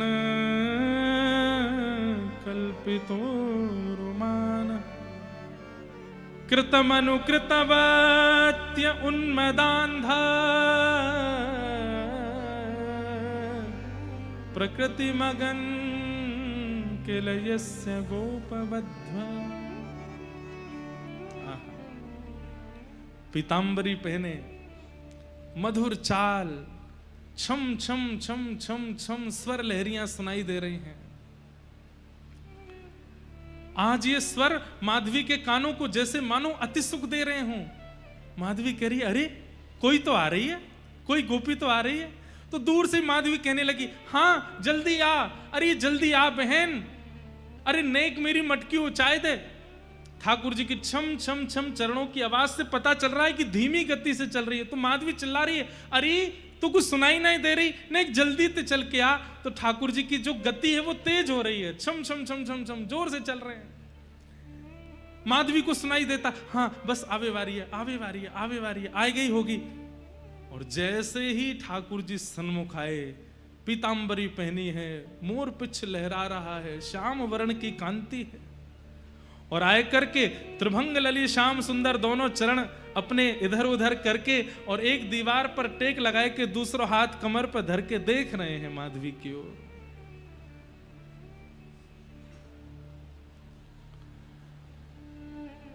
मीराबाई कहती हैं, जब मीरा के रूप में उनको माधवी का चिंतन हुआ तब मीराबाई ने ये पद गाया। हूं जल भरने जात थी सजनी, कलश माथे धार्यो। हूं जल भरन जात थी सजनी, कलश माथे धार्यो। तभी सांवरी सी किशोर मूरत, सांवरी सी किशोर मूरत, कछुक टोनो कर डारो, कछुक टोनो कर डारो। मुझ पर कोई टोना कर दिया। अब तो नेत्र खुले रह गए, मुख खुला रह गया, हाथ मटकी पकड़े रह गए, सांस मानो जैसे थमसी गई हो, कुछ सोच नहीं रही है, कुछ विचार नहीं कर रही है, बस रूप माधुरी का दर्शन और नेत्रों से बिंदु गिर रहे हैं अश्रु के। रोम के अलग अलग अंग पर पुलकित हो रहे हैं, जैसे मानो रोए खड़े हो रहे हैं मीराबाई के। बंधुओं, ये भाव इसलिए सुनिए कि कभी श्याम सुंदर आ गए तो ऐसा ही होगा। सुध ना रही तन मन की, सब बिसर गयो बारो, कछुक टोनो करी डारो। भूल गई, भूली री भवन में तो बावरी बहीरी, कृष्ण नाम जबते श्रवण सुनोरी आली। भूल गई, ये तक भूल गई कि मैं कौन हूं, मैं कहां हूं, मैं क्या कर रही हूं, ये क्या हो रहा है, सब भूल गई। बस नेत्रों में कृष्ण, मन में कृष्ण, बुद्धि में कृष्ण, रोम रोम में कृष्ण, वो छवि। और उसके बाद तो मंद मंद ठाकुर जी मुस्कान लगे और मुस्काए करके कह रहे हैं, उठाए ले। माधवी कह रही है, क्या? अरे मटकी उचाए ले। अच्छा उचाए लो? बोले हाँ। आप उचवाए दो? ठाकुर जी बोले मैं उचवाऊं? बोले हाँ। जैसे ही ठाकुर जी सन्मुख गए, छोटे से गोपाल जी, माधवी उन्हीं को देख रही है, कुछ चिंतन नहीं चल रहा है। ठाकुर जी एक तरफ से मटकी पकड़ करके खड़े हैं और माधवी से कह रहे हैं, अरे मैं अकेलो कैसे उठाऊंगा, तू भी तो नेक जोर लगा। माधवी भी पकड़ती है और जैसे ही मटकी उचान लगी, ठाकुर जी मटकी से नेक ऊंचे हैं, बस छोटे से हैं, लेकिन जैसे ही मटकी उचवाई अब उच गई। जैसे मीरा ने उठाई है, माधवी ने उठाई है, और जैसे उठाती जा रही है उतने ही बड़े श्याम सुंदर होते जा रहे हैं और बिल्कुल माधवी के सामने आ गए और आए करके मटकी उचाए करके वाके सिर पर धर दी है। मतलब बाल कृष्ण अब कुंवर कृष्ण बन गए।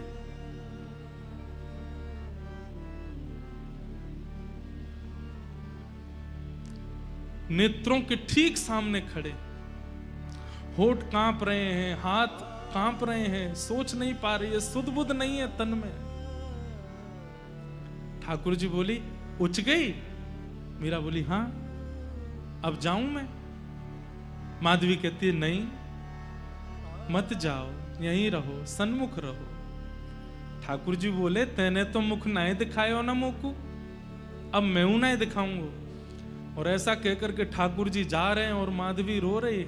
कभी हाथ पकड़ती है, पर जैसे ही हाथ पकड़ती है हाथ अंतर ध्यान हो जाता है, कंधा पकड़ती है अंतर ध्यान हो जाते हैं, केश लहरा रहे हैं, केश पकड़ती है, सर्वांगण कृष्ण अंतर ध्यान हो गए। अब तो वो माधवी व्याकुल हो गई। मटकी दूर गिरी है, जल फैल गया है, ढूंढ रही है। कभी किसी गली में जाती है, कभी किसी द्वार पर। अभी आधी रात हो रही है, सब ब्रजवासी सो रहे हैं और माधवी ढूंढ रही है, कहां चले गए श्याम सुंदर। नंद नंदन पिया कपट जो कीनो, नंद नंदन पिया कपट जो कीनो, निकल गयो निकल गयो निकल गयो छल करके, जादू करके, जादू करके, जादू करके, हो जादू करके, हो पिया कित गयो, जादू करके, जादू करके, कित गयो, जादू करके। बस निर्माण हो गया एक प्रेम की ऐसी धारा का, जिस धारा में आज तक गोते लगा करके कितने जीव प्रेम की गति को प्राप्त कर लेते हैं। मोर मुकुट पीतांबर सोहे, मोर मुकुट पीतांबर सोहे, मोर मुकुट पीतांबर सोहे, मोर मुकुट पीतांबर सोहे। कबहु न मिले, कबहु न मिले, कबहु न मिले, अंग भर के, जादू करके, जादू करके, जादू करके, हो जादू करके, हो पिया कित गयो, जादू करके, जादू करके, कित गयो, जादू करके। मेरा दासी शरण जो आई, मेरा दासी शरण। सब लोग गा। बंधुओं, आपको पता है ये जो अभी हम सुन रहे थे ना, ये अंतिम दर्शन था ठाकुर जी का। इसके बाद मीराबाई को कम से कम 10,000 साल तक ठाकुर जी नहीं दिखे। ये अंतिम दर्शन था मीराबाई का। इसके बाद पदों में जो भी गाया मीराबाई ने वो इसी दर्शन का भाव गाया है। यही दिखे हैं बस ठाकुर जी, इसके बाद दिखे नहीं है ठाकुर जी। इतना लंबा विरह शायद किसी ने नहीं सहा होगा जितना लंबा विरह मीरा ने सहा।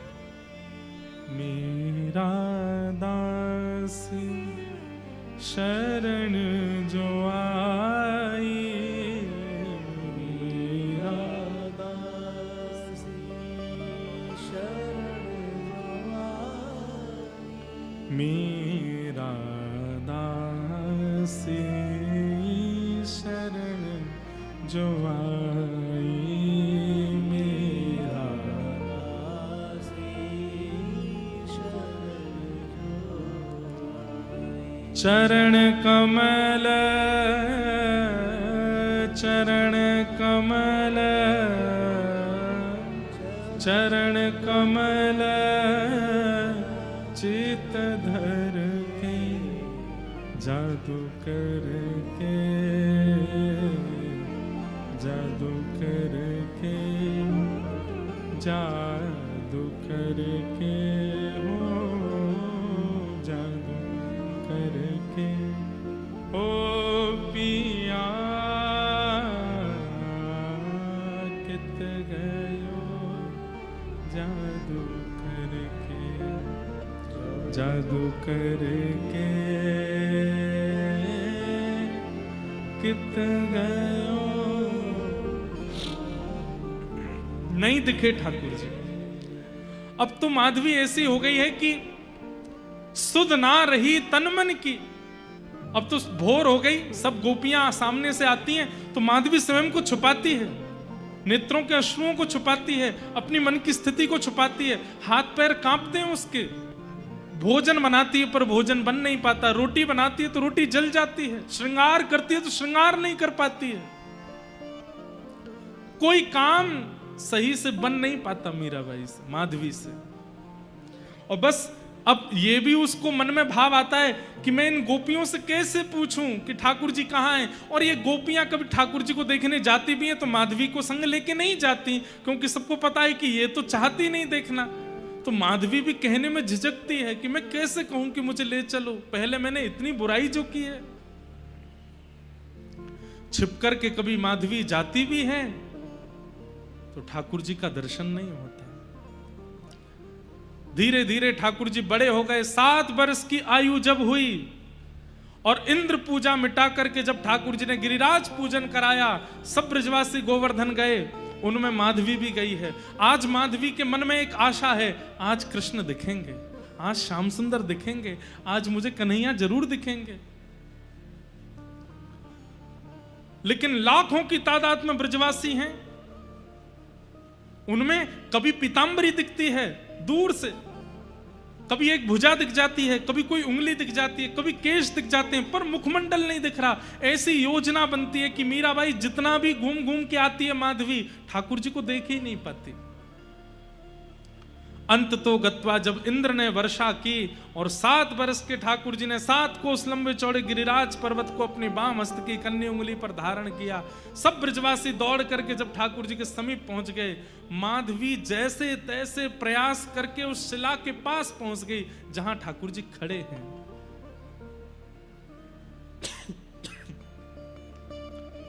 और जैसे ही उस शिला के पास पहुंच करके नेत्र खोल करके देखा है, जैसे ही ठाकुर जी की ओर देखा तो बाहर तो इंद्र वर्षा कर रहे हैं, इतना जल गिर रहा है, पर मीराबाई के नेत्रों में इतना जल आने लगा, माधवी के नेत्र इतने जलों से भर गए, बार बार पहुंचती है पर जैसे ही खोलती है मानो जैसे आंसुओं की पिचकारी चल रही हो नेत्रों से, देख नहीं पा रही ठाकुर जी को। चरणों में गिर गई, लिपट गई, बोले नाथ मुझे क्षमा कर दो, मुझे पता है आप मुझसे नाराज हैं, आप मुझसे रूठ गए, इसलिए मेरी ऐसी स्थिति कर दी है कि सब देख रहे हैं आपको पर मैं आपको देख नहीं पा रही हूं, मुझे आपका दर्शन नहीं हो रहा है।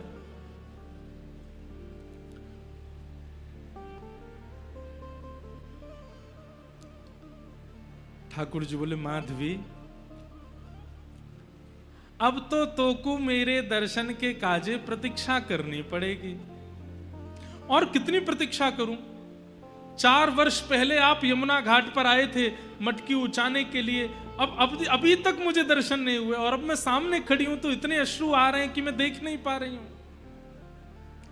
अब ही तो नेक और प्रतीक्षा करनी पड़ेगी। माधवी बोली, कितनी प्रतीक्षा? ठाकुर जी बोले, एक युग, एक युग की प्रतीक्षा। माधवी तो मानो जैसे बावरी हो गई हो सुनकर के। प्रतीक्षा की घड़ी होती है 1 वर्ष, 6 महीने, 5 महीने। अरे कोई व्यक्ति प्यासा हो और उससे कह दिया जाए कि तुम तो जल कभी पी ही नहीं सकते क्योंकि जल पीते ही प्राण निकल जाएंगे, तो भी वो जलपान कर लेगा। आपने तो मुझसे जल का सिंधु ही दूर कर दिया। एक युग कोई प्रतीक्षा होती है। ठाकुर जी बोले, जितनी लंबी प्रतीक्षा, जितनी बड़ी प्रतीक्षा होगी, उतना पवित्र प्रेम प्रकट होगा माधवी। और अब मैंने कह दिया है, अब तुम प्रतीक्षा करो। द्वापर युग जब निकल जाएगा तब कलयुग प्रारंभ होगा, और कलयुग प्रारंभ होने के कुछ 1000 वर्ष व्यतीत होने के बाद में मध्य में भक्ति शतक आएगा। 100 वर्ष तक भारत में केवल भक्तों के जन्म होंगे, तभी मेड़ता में तुम्हारा जन्म होगा और तुम मेरी परम भक्ता बनकर के वहां आओगी, और वहां आकर के तुम बचपन से ही मेरी स्थिति में रहोगी। तभी एक संत तुम्हारे गांव में आएंगे, उनके सेवा के ठाकुर जी के रूप में मैं ही आऊंगा, और उन संत से तुम मुझे मांग लोगी। मुझे देखते ही तुम्हें अपने पूर्व जन्म यानी कि इस जन्म की सारी यादें ताजा हो जाएंगी, और तुम मेरे को प्राप्त करके फिर मेरे साथ रहोगे। भक्ति काल कलयुग में आकर के जब तुम मेरा रूप, मेरी भक्ति का रूप धारण करोगी, प्रेम का प्रचार करोगी, तुम्हारे प्रेम सरोवर में डुबकी लगा करके असंख्य लोग मेरे प्रेम भाव को प्राप्त करेंगे। इसलिए तुम्हारा प्रतीक्षा करना आवश्यक है। अब जाओ, प्रतीक्षा करो। इतना बड़ा विरह तो भगवान ने किसी को नहीं दिया है जितना बड़ा विरह माधवी को दिया है। गोवर्धन पूजा के बाद माधवी कहां गई किसी को नहीं पता, और उसके बाद हजारों वर्ष व्यतीत हो गए, कलयुग प्रारंभ हो गया। कलयुग में भी हजारों वर्ष व्यतीत हो गए, और आज से लगभग 450-500 वर्ष पूर्व भारत भूमि में वही माधवी भक्तिमती मीरा के रूप में जन्मी है। बोलो भक्त वत्सल भगवान की। और वही मीरा, वैसे नाम तो उनका मिहिरा है, सूर्य की किरणों को बोलते हैं मिहिरा, नाम उनका मिहिरा है, पर जगत उनको मीरा बुलाता है। मिहिरा का जन्म हुआ, और वही मीराबाई जो ठाकुर जी का रूप नहीं देखना चाहती थी किसी समय पर, उनकी अब स्थिति कैसी हो गई है। बसो मोरे नैनन में नंदलाल, बसो मोरे नैनन में, मोर मुकुट मकराकृत कुंडल,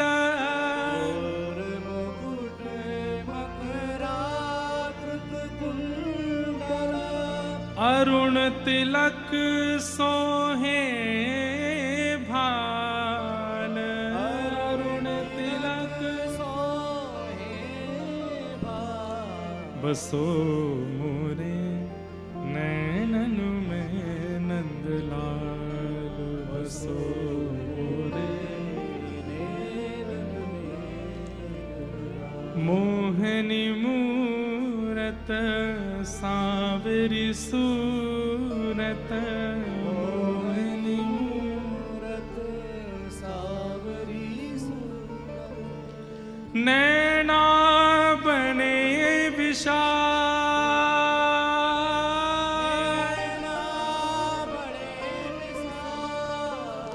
और अधर सुधारस मुरली राजत, अधर सुधारस मुरली राजत,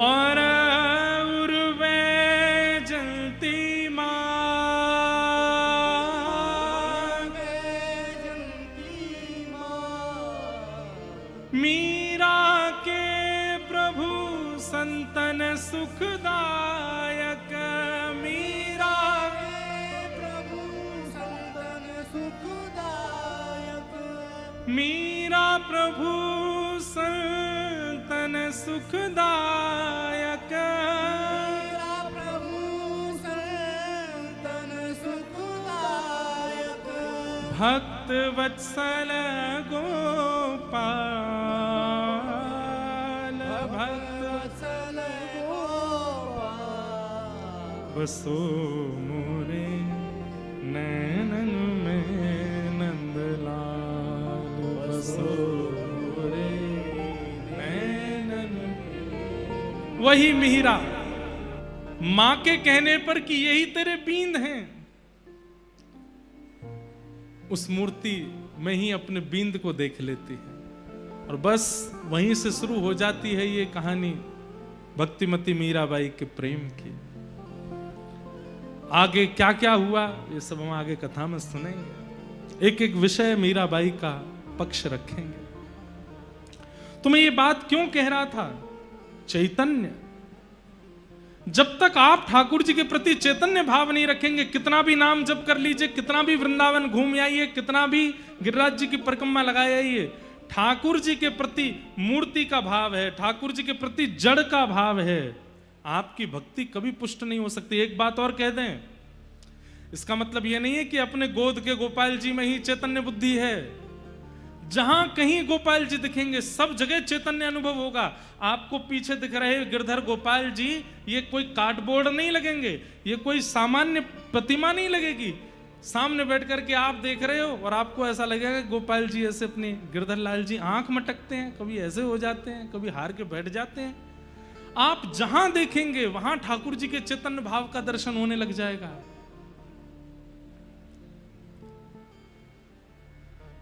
इसे कहते हैं चैतन्य। तो भगवान के तीन स्वरूप हैं, सत्य, चैतन्य और तीसरा आनंद।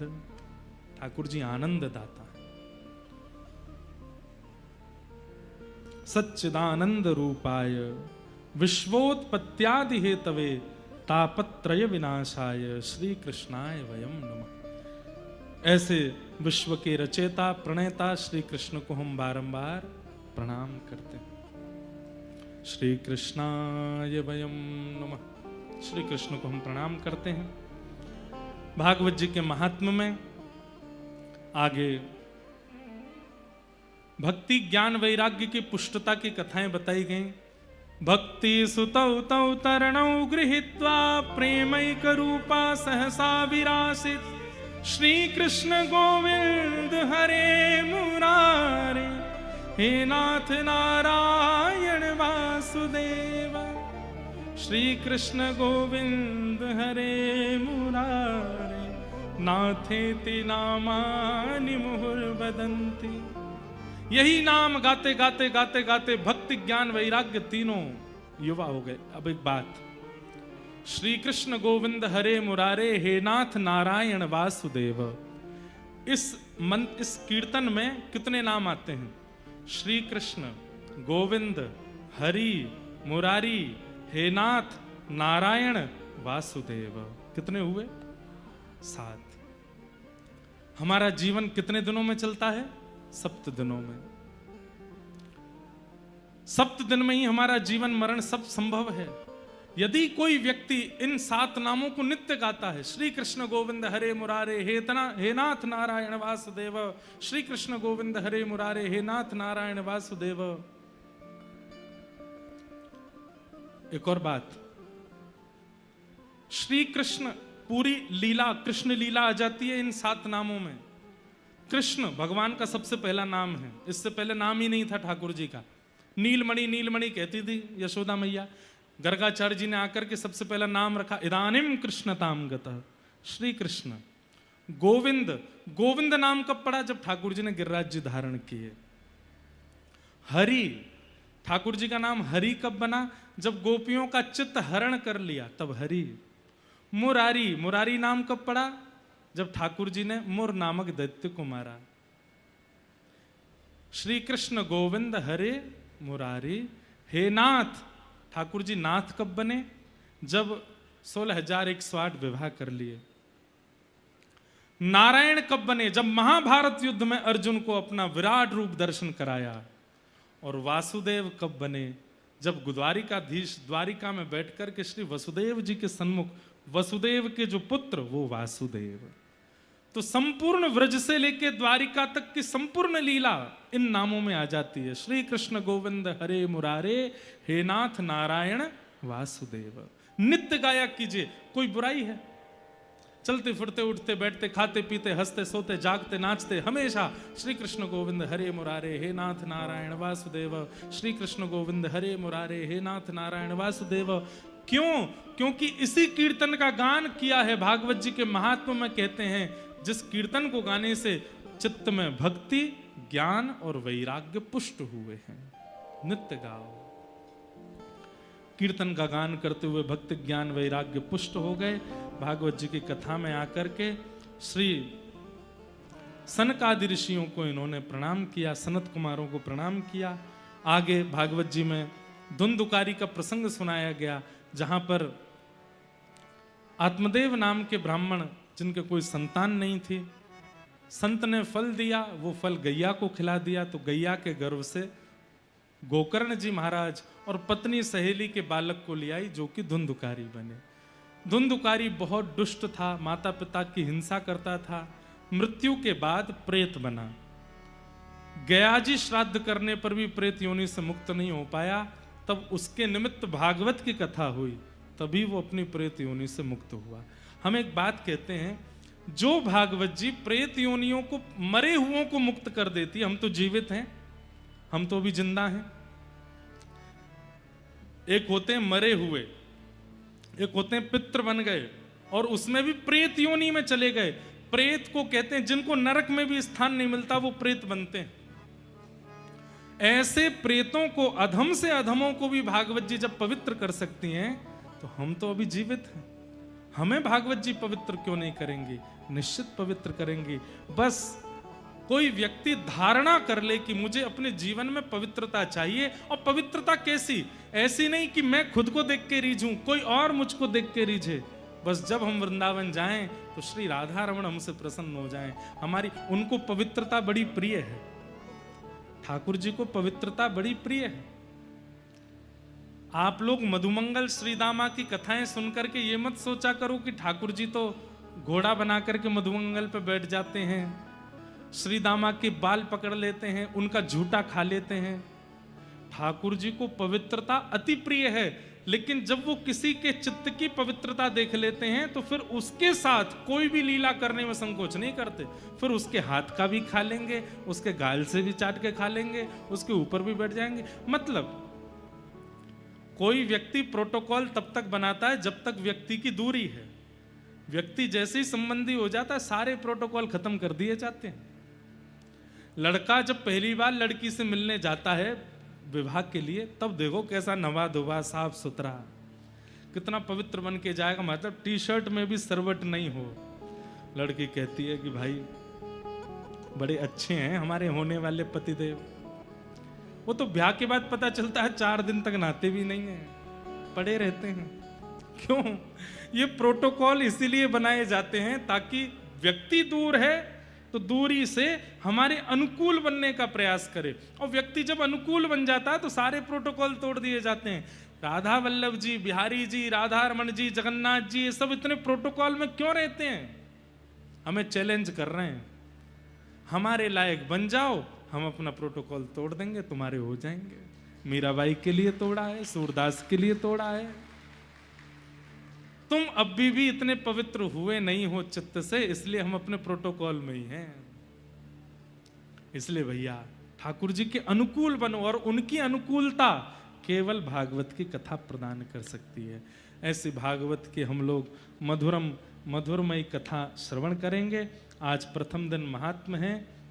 असारे संसारे विषय विषशंका कुलधिया, क्षणार्धम क्षेमार्थम पिबत सुख गाथा तुलसुधा, किमर्थम व्यर्थम भो ब्रजत कुपथे कुत्सित कथे, परीक्षित साक्षी यत् श्रवणगत मुक्त्युक्ति कथने। बोलो भागवत महापुराण की।